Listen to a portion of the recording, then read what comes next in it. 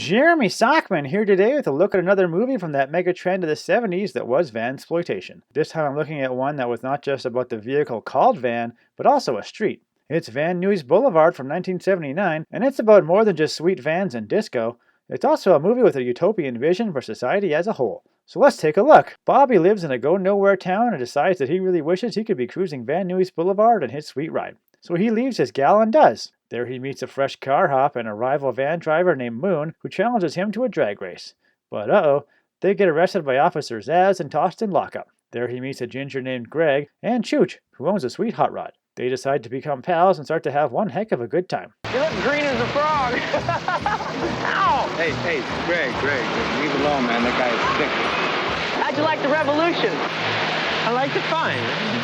That's great. You know why? Fine. You like that? You're gonna love Colossus. Officer Zaz decides to get a little rapey with Wanda on the beach, and she teaches him a lesson by cuffing him to his car. From there it's a free-for-all and the party never stops.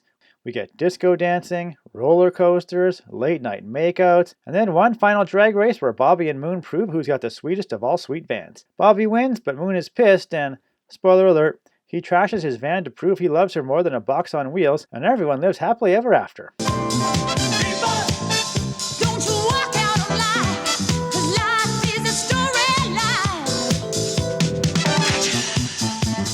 Now, Van Nuys Boulevard isn't just a rare movie about a street and a mode of vehicular transportation. It's also a movie about the role policing plays in society. You see, in the world of Van Nuys Boulevard, all anyone wants to do is just cruise the street, show off their rides, and have a good time. But the no-good fuzz are always getting in the way, pulling people over for noisy engines, talking back, or just because they don't like their stash. But when Officer Zaz is put out of the picture and locked up on the beach, we see the message that William Sachs was trying to impart here. Free from the omnipresent hand of the law, life is pretty awesome. When you don't have to worry about being hassled by the bacon, you can pretty much do whatever you want. Play pinball, video games, go-kart racing, disco dancing, catch a stage show, eat submarine sandwiches, go places sans shirt or shoes and still receive service, sleep with biker gals, and drag race to your heart's content. There's no one telling you not to have fun, and no one out there looking to justify their salary by handing out traffic tickets. There's nobody to stop you from sneaking into your girlfriend's house and accidentally making out with her mom, and no one to stop her dad from coming to the guest room to feel up who he thinks is your best friend.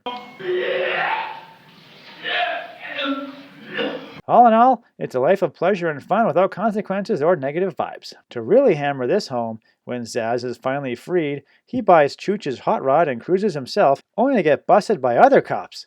See what I mean? The man just can't let anyone have fun. Don't do that. Don't do that. Why not? That's my gun. You're getting a lot of trouble for that, my boy. I'm scared to death. So in the end, Van Nuys Boulevard definitely has the mixture of souped-up vans and summer fun that made the 70s seem really cool, but it also shows us the promise of a world free from crime, hatred, and police antagonism. That's a bold vision that may or may not work in the real world, but with a dream like this one, we can only wonder if someday the world might all be like Van Nuys Boulevard. I'm Jeremy Sockman, and I'm giving the utopian vision that is Van Nuys Boulevard my seal of approval. Reggie, you come back here.